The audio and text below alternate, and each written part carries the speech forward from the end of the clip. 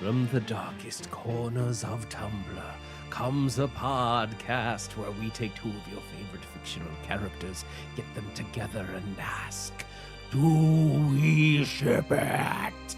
Welcome back to Ships in the Night. It's a demonically possessed spooky special. It's the second one of 3 that we're doing. Hey everyone, I'm Zach Wilson. And I'm a sexy ketchup bottle. No, wait, a sexy Austin Powers. No, wait, a sexy trash can. I'm gonna be something sexy for Halloween. It's Oscar fine. the Grouch, is that you? Yeah, it is. In a very revealing lingerie. Just a bit of banana peel over both of my the nipples.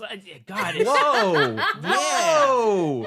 I don't think that's appropriate for this podcast, Greg. We're going to be talking about all Halloween things today, including ships that involve the movie Halloween, that involve Evil Dead things, and even we're going back to the 60s and maybe a comedy show because this is Ships in the Night and crossovers are amazing. But we are not the only people in the studio today. That's right. We have to welcome our special guest. It's horror enthusiast expert. I forgot the word expert for a moment, but Jen wouldn't forget anything about horror. It's Jen Saunderson. Yay! Welcome Thanks, back. guys. What do you guys say we just get started on our first one? Let's do it. Now this one, I knew we had to find some love for Norman Bates from Psycho. We needed some, so I reached out to our audience via Twitter. Our Twitter is @shippingpod. And Twitter, you're amazing, because it didn't even take 5 minutes before our friend, a former guest on the show, immediately replied, thank you, Chandler Garber. So we're gonna ship Norman Bates of Psycho with Buster Bluth of Arrested Development. Yeah, that makes sense. I love this. What do you guys think? They are the ultimate mama's boys, if ever there were any. So I think it's perfect. Yeah, Buster Bluth, I would argue, is probably the crazier of the two. He's a monster! But yes, no, but I mean, Buster's got some huge psychological issues going on. Sure. I don't know if he tops split Yeah. personality, keep a body alive, and murder anybody he's attracted to, Norman Bates. Right, especially keeping her decomposing in the fruit cellar. Like, Well, ew. to be fair, To be fair, if Lucille died, wouldn't Buster do the I same? think he'd taxidermy her in the form of a hug. Like, Which is even creepier, though, right? Like, if you make your mom into a full body pillow, which Buster absolutely would do. So, I think we gotta figure out, we gotta get to the meet cute. I would like to posit a theory. We all know that Buster is a big fan of the Mother Boy right. photo shoot. Right. Oh my God. Oh no! No, he can't bring his dead mom to a mother. You would lose. Norman totally shows up at Mother Boy at this convention with his mom in tow, and then they bump on the dance floor and swap. Because there's that dance, there's that moment in the dance where they swap moms. Wait, what if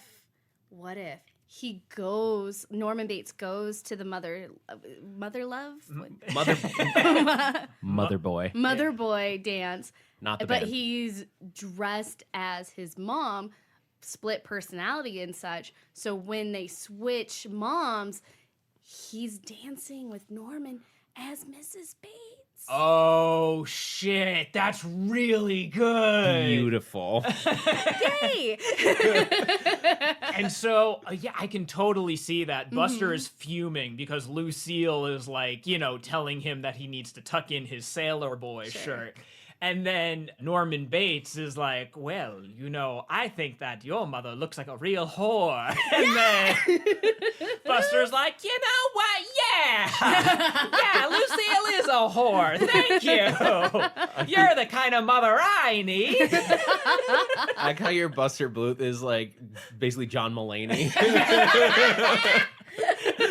Sorry, John Mulaney. Big fan of the show. Yeah. Yeah. At that point, if Norman is starting to feel attracted to Buster, Right. does Buster need to fear for his life? Because that's the thing, like, if you haven't seen Psycho in a long time, that's the reason that Norman commits the first murder, is that Right. his mother personality is jealous of anyone that Norman is attracted to. And so the moment he feels attracted to her, she gotta die. But if it's as the mother, Oh, good then point. would Norman come out and kill the present suitor of Buster because he feels conflicted that somebody's messing in on his turf with his mom? So either way, Buster's in danger. Yes, It's just either a way, for question sure. of which personality is trying to murder him. Oh my God. We created a really good episode of Arrested Development because now there's going to be a situation like a Mrs. Doubtfire-esque situation where Buster shows up at the Bates Motel to be like, I'm here for Mrs. Bates. Like, we're going out on a romantic mother-boy relation. And then Norman is going to be the one that answers the door. Right. Like, I don't much care for you seeing my mother. It's like, well, I don't much care for your attitude, mister. These voices are on. They're just perfect. But then, yeah, it's like, so he being Buster, is going to be waiting, like, in the living room while Norman's like, I'll go get my mother. Like, the wig comes on. Oh, no. And then it comes down the stairs, and Buster's like, Mrs. Bates, I don't much care for your young boy. Like, he's giving me a lot of sass. And so there's going to be this, like, dynamic of every time that he gets close to Mrs. Bates, Norman is gonna like come from around the corner and be like, what are you doing with my mom? Get out of here. Is there a shower scene? Oh, there has to be. But it's totally reversed where it's Buster's hook, not a knife. Buster is waiting for a bath. Mrs. Bates is like, you are filthy. We need to get you cleaned up before we get out. It's like, well, I guess I could use a bath. And then, yeah, he's sitting in the tub. She's approaching. And then it's Buster with the hook who opens the curtain like, I'm ready for my bath. Wow. That's him just like moving soap up and down his body. And it's just like the drain is just some neon bubble bath. Yeah. There's some glitter in the bath bomb he got at Lush. So the question is, does Norman fall for Buster as well? Because this could be a weird, not polyamorous relationship between the two of them, where Buster's dating two sides of the same person. What if Buster becomes the dad Norman always needed? And they have all these fun buddy photos. It's like, yeah, I do like him. Oh my God, they just connect over how much they both love their moms. That is so beautiful. Buster has like a heart-to-heart. It was like, listen, Norman, I know this is a real difficult time for you. He just rests between 30 and 40. I was a young boy like you once, just in my early 30s. He just rests the hook on his shoulder. Ow. I know. Sometimes love can hurt. That is so good. So instead of this antagonistic relationship where it's like, oh, I'm in love with the mother and then the son is like rough, it's every time that the son comes around the corner, it's like he's playing catch with him. Yeah. And then like Mrs. Bates pops around the corner like, oh, he's such a great father. Like, I made some lemonade for you. Yeah. It's weird that you're never in the same room together, but I guess every family has their own dynamic. For a long time, it felt like my extended family were never in the same room. It was almost like we were on totally different schedules, trying to somehow cobble together a storyline. No, I can totally see this working out. I mean, okay, so they have this rich honeymoon period where first it's the antagonistic relationship between Norman and Buster, and then it becomes the father and son relationship, which I love, between Norman and Buster. But can this sort of thing sustain? Are they going to be able to like carry out this relationship? Or is it going to end in a real Mrs. Doubtfire where eventually it all just comes out? That's really difficult. Like, I want it to just be forever this horrible cycle of, I'm your mother, I'm your sister. Like, Yeah, they have a real Chinatown moment. You're my father. You're my lover. You said he was my mother lover. No, it's Forget it, Buster. It's a Bates It's motel. Oh man. That's like tragic. It's 1 year from the day that they met, and Buster goes to the mother boy dress up dance together or photo shoot, whatever it is, and Norman comes around the corner and it all just like falls apart. He's like, wait a second. Or does Norman fall for a Lucille? That is so good. Absolutely. Oh, that's so freaking twisted. Lucille shows up to the mother Right, of boy course she shoot does. with fucking Norman under her arm. Oh my god. It's freaking Three's Company nonsense. Oh no! And then he feels stood up because Mrs. Bates isn't there. Oh God, he gets his poor little Buster heart broken. Or is Norman, that's why I'm saying Three's Company, is Norman like rushing off to the bath? Let me go get to my mother. And then he runs off. Like, well, where did Norman go? I'll just go find him. Yeah. Shit. Sticks his face in a pie so that no one can tell the difference. But this definitely is how Buster finds out what the truth of the situation is, because Norman comes back in heels at some point. Yeah, and they have that great confrontation then on the floor. Can he handle it? I think is the ultimate. I would venture that he can't. I think that he would say, you know, a good mother never lies to their boy / lover. And I think we just need to go our separate ways, Mrs. Bates. I would still love to see Norman. Oh, wait, you're the same person. Damn it. I think that this is, oddly enough, I think this is what heals Norman. Really? I think that the mother personality actually goes away after all this. It like this messed up relationship is like able to make him realize like, maybe I do need to bury my mother. Maybe he sees the fucked up relationship between Buster and Lucille from an outside perspective and goes, wow, I have a messed up relationship with my mom. I gotta get better. I'm gonna go check myself into a mental hospital and get some help. Or could he start falling for Lucille and then Buster in a jealous rage? As we all thought it would be Norman to snap. Buster is the one who snaps and kills Norman. And murders Norman. It just hooks him. Yeah. It's right after he gives this speech to Lucille. Oh, of course. And at the end of it, he's like, but wait for me on the outside. I'll be out and I'll be healed soon. And then knife in the hook. Sorry, not knife. Hook in the back. Yeah. Like an old vaudeville star. That's where Norman dies. Yeah. Norman Bates, murdered at the hand of Buster Bluth. Right?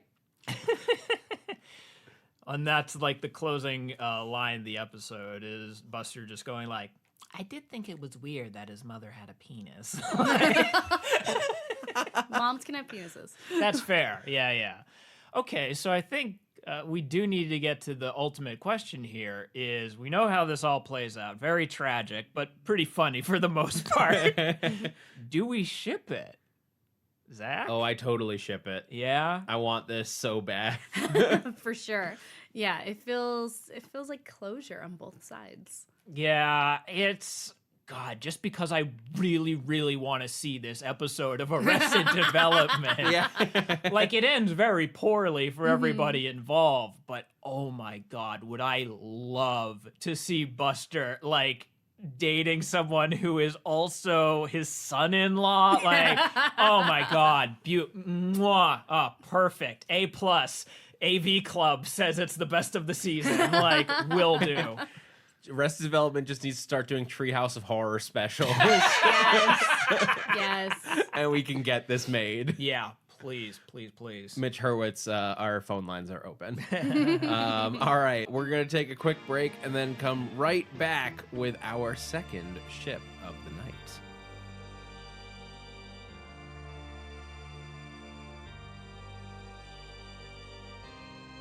And we're back, and this ship was sent to us a while back. We just needed the right person to tackle this ship. This one was sent to us by Alex Taylor, and he wants us to investigate Laurie Strode of the Halloween franchise, hooking up with Ash Williams of the Evil Dead franchise. Wow.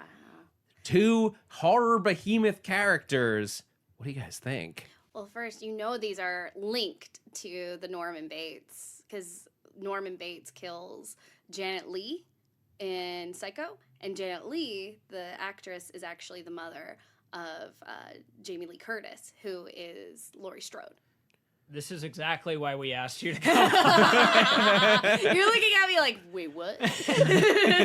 No, this is all news to me. Yeah, because in Halloween H20, because I get so mad when people call it H2O. There is a scene where Janet Leigh is in front of her real car from Psycho, and she's waving goodbye to her daughter because she plays like the secretary to her daughter or something like that.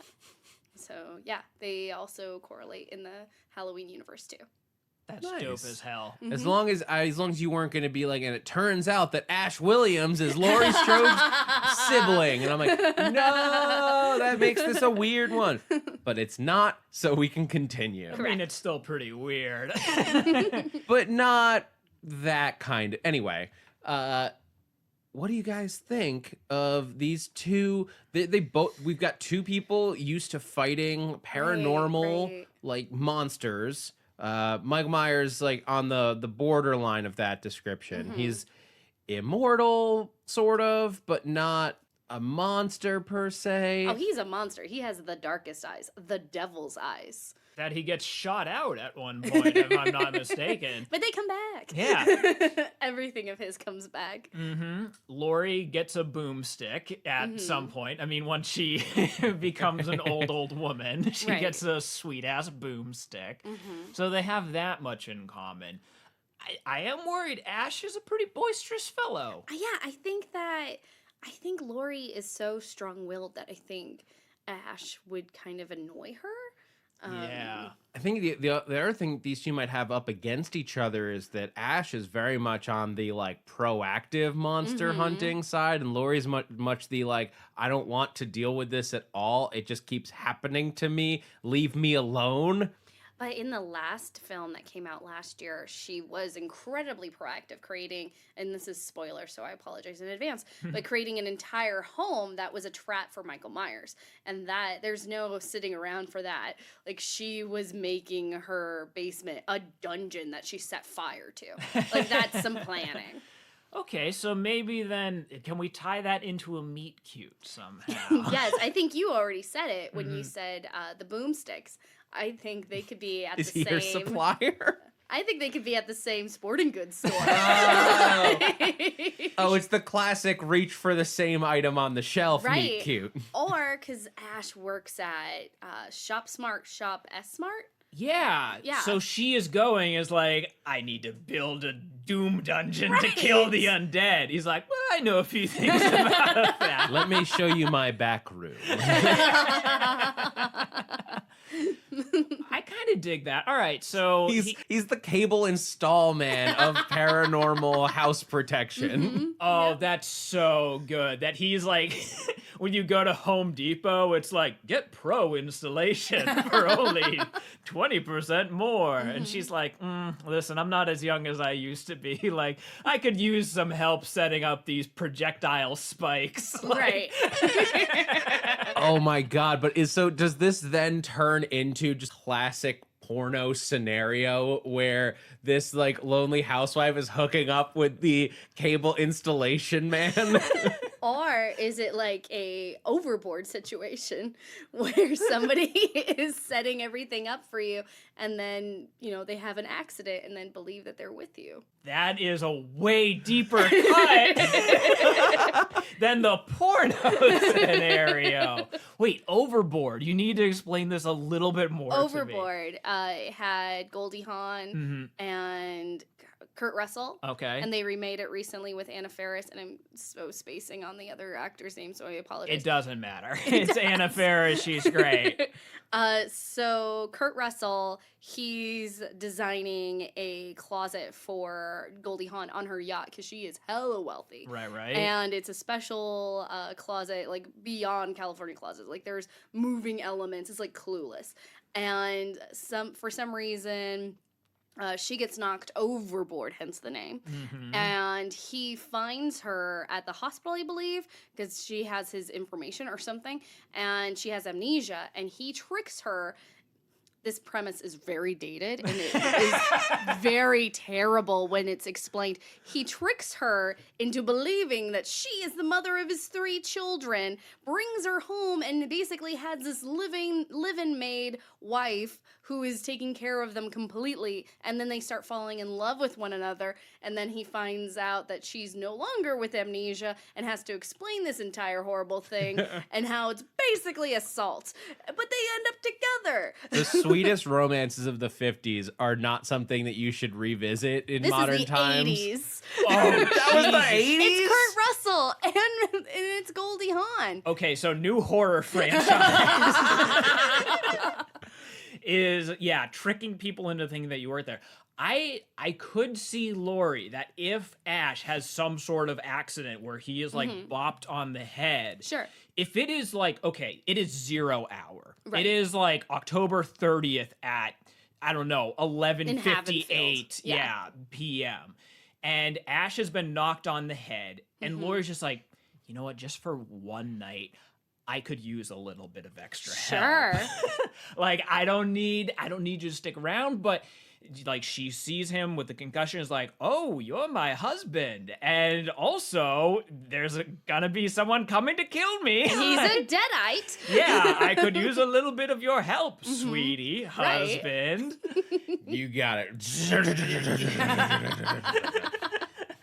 And yeah, so she like, I don't even know if she would need to convince him to help her. Like she could have just like asked him to help her fight the monster that's coming to kill her. But she wants it for free, baby. She's on a fixed income. Yeah, exactly. So either way, Ash ends up sticking around for Michael Myers' appearance. So what? So obviously they end up. Are they successful together? Is this how you take down a demonic masked man? You chop him up with a chainsaw? Yeah, I really feel that if anybody could kill Michael Myers, for sure Ash could. Oh, absolutely. But then if there was a chant that makes him end his life completely, he would botch it, and then he'd have to come back for a sequel. I mean, yeah, that totally works. He drops a car on him, and then it's like, what was it? Mookie, Hookie Bookie. We'll get him next year. It's fine. Hey, baby, he only comes once a year. We're good to go. But I think after that, like after there's that like adrenaline rush of you've just dropped a car on my brother, much like the Wicked Witch of the West. Now, like I think there is something more between them, right? They're banging it out in the back seat of that car. Yeah, let's have sex on top of my dead brother. But is he the dead brother? Because there's different storylines that suggest that he's not and that he is. Yeah, it's just a paramedic underneath the car. Which is also another plot point. Yeah. But in any case, like, I think that these two do hook up. Oh, right? for sure. Like, even I think that might be the grand reveal of this like horror movie / romantic comedy is Ash says, you know, I always knew I was never your husband. I was just in for the ride. I was just very much down. Now, kiss me, baby. Hail to the king, baby. Yeah. She's like, oh, you. But what does he do with that chainsaw in the act? Like, I feel like you have to detach because that would be a bloody mess. He can take it off. That's true. He can swap it out for other That's things. safe sex. I mean, look, just the passion in that moment. These two start hooking up. Like November is like nothing but sex. Wow. For these two. But the question is, can you sustain once you get past into the new year? Like you've got another 11 months until he comes back. What does the relationship look like in those in between months? We always have October. Is this like a yearly relationship where like they know that Michael Myers is coming for them, so they get together in every October? Yeah. They start planning, and every November they just are hooking up, and like the world, they just survived the apocalypse every year. I like this where it's like Ash puts in his like 2-week vacation request. It's like, listen, I'm gonna be busy from October 30th through November 12th. You don't call me, don't text me, nothing. Like, I'll be back in the shop on November 13th. I'll be back for Black Friday. But until then, no, that's super good because I think that, Ash, look, he's a rambling man. Sure. He would like want to move on. And I think that Laurie is very much an independent woman. She's been burned by men way too many times before. Almost physically. Yeah, exactly. So I don't think she would necessarily want anything long-term either. But this just works out that, like, once a year, we're going to make sure that all of our downstairs works, as well as all of our upstairs works. We're going to get the adrenaline firing. We're going to get the sexual juices going. This is our Mardi Gras, which is also our Halloween. Which is also their healthiest relationships ever. Yeah, this is the closest that they've ever gotten to a functional relationship. Josh Hartnett comes by occasionally. Oh, that's like, a deep cut. Yeah. Like, age 20. Are you my dad now? Nope. And that's when Ash is like, yeah, I should go. I'll see you next year. Yep. Yeah, I mean, it's really good for Ash to have a girlfriend who he doesn't have to disembowel or who doesn't become reanimated. So it's very good for him. Yeah. And also someone from the same time period as Right. him. Also, like, kind of important. I think that's the story. It's just that this goes on until one of them is dead. And then Mike Myers haunts the other one for eternity. And that's how they know when the relationship has reached its natural conclusions. They're like, listen, there's something that used to be there. We used to be able to kill Michael Myers together, but now the spark is gone. Yeah, now we're 87 and it's a little tougher. Yeah. To be fair, though, Michael will also be 87, so you get some great wheelchair chases. Oh, wait, but here's a scenario.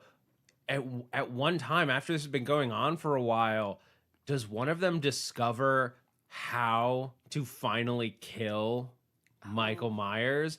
They find the spell book, the trick, they figure it out, but they don't want to tell the other one. They don't want to do it because if they do finally kill Michael Myers, then they won't have these yearly hookups anymore. Right.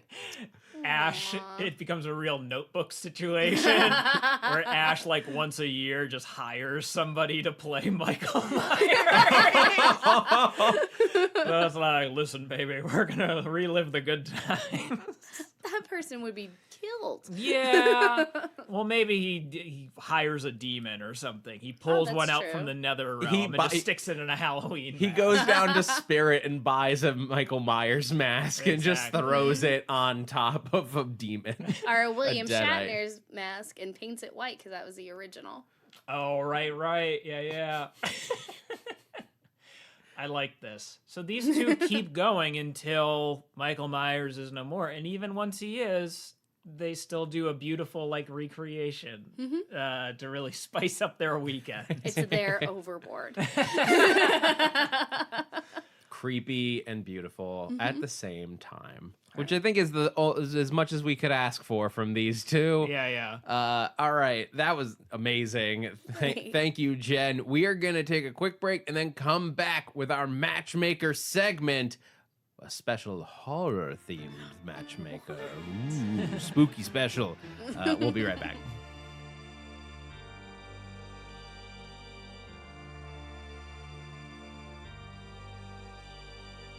And we're back, and it's time for a horror-filled matchmaker segment. We've opened the dating service doors here at Ships in the Night. We're ready for our special spooky clients to come in, and we've hired some special spooky-themed Fiddler on the Roof matchmakers to help us. What? Wow.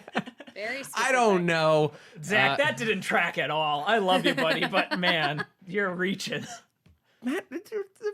Matchmaker. Okay, sure. Come on, Greg, get some musical. Anyway, so Jen, we hear you have a friend who's single and looking for love. Yeah. So we want to help them out, want to help you find someone. Who do you want as a setup? Yeah, she is a lovely gal.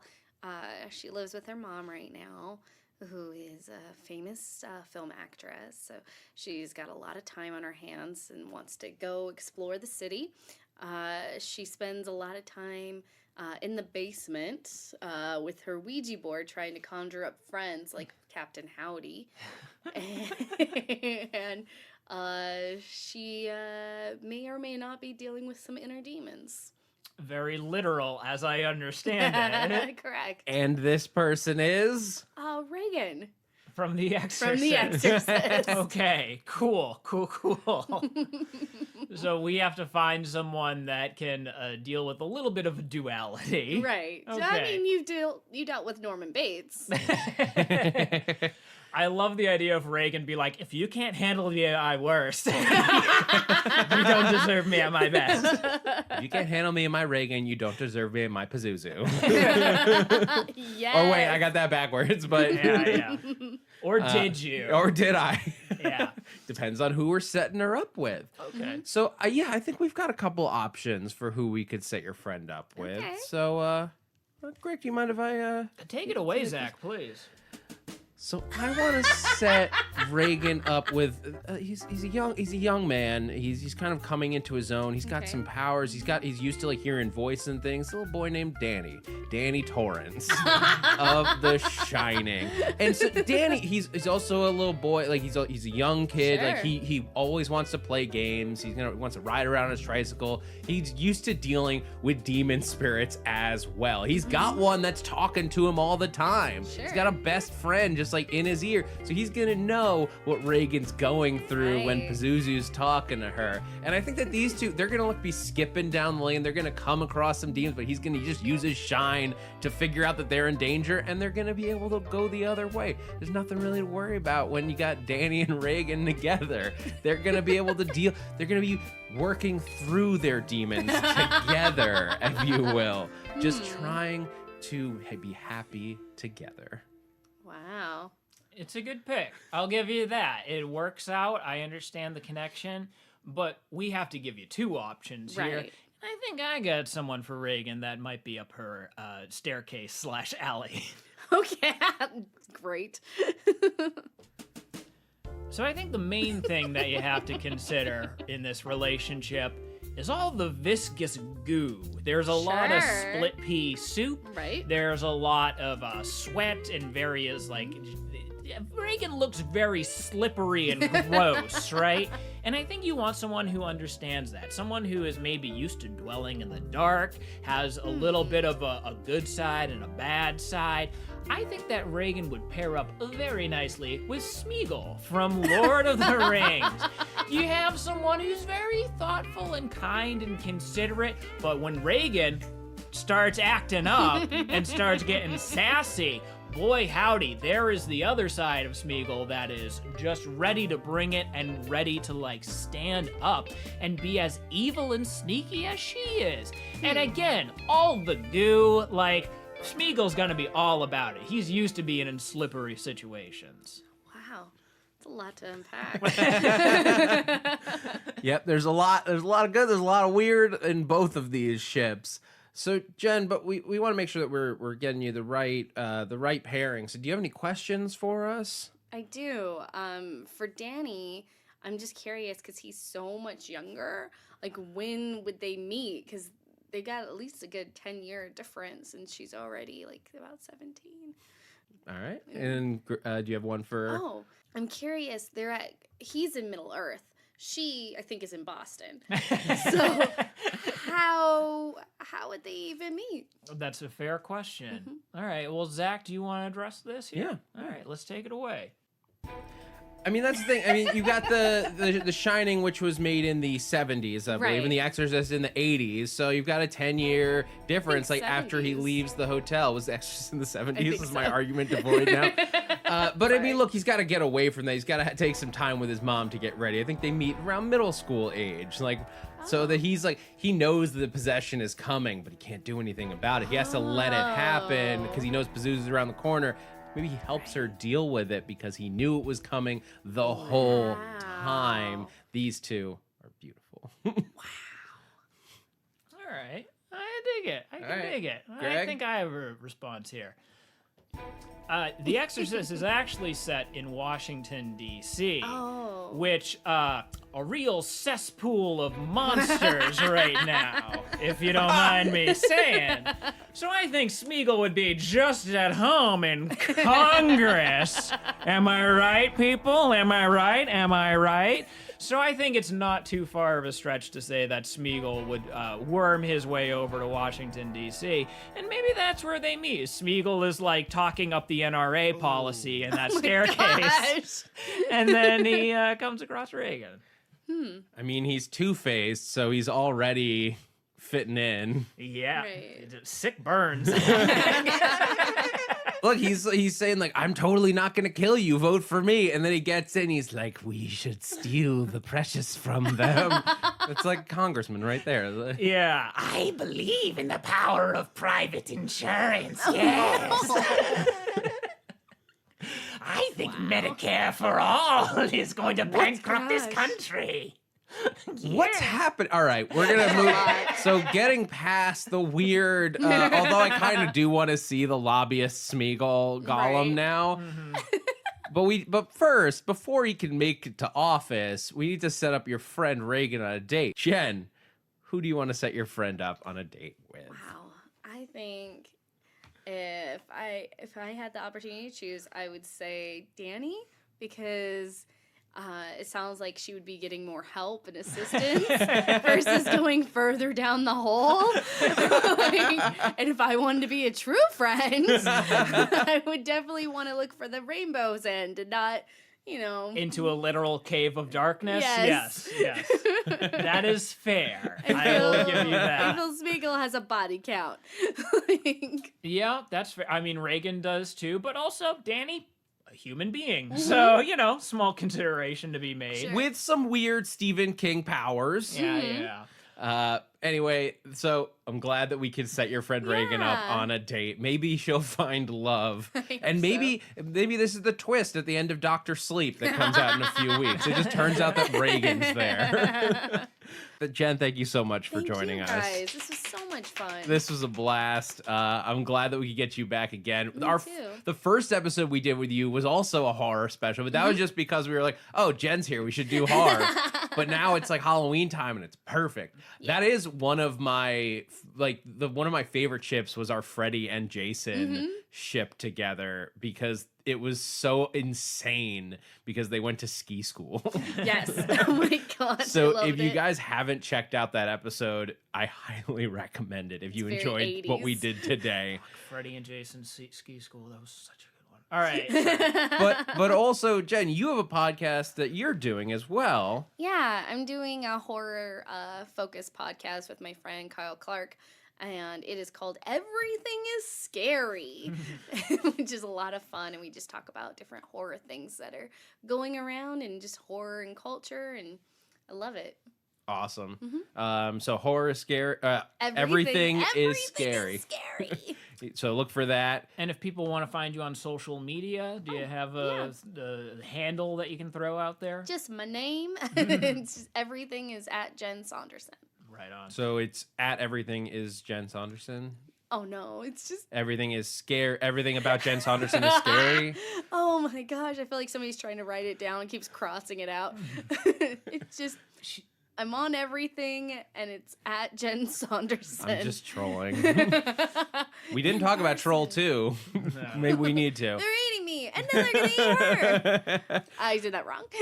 All right, Greg, where can everyone find you? Oh my God. Yay! You can find me at Greg Goodness on the tweets. You can also find me performing occasionally at the Pack Theater in beautiful, sunny Hollywood, California. And I'm Zach Wilson. You can find me on Twitter and Instagram at that Zach Wilson. Be sure to follow the podcast itself at Shipping Pod. Leave us a review or a rating on iTunes or Spotify, Google Play, wherever you happen to be listening to this. We really appreciate it.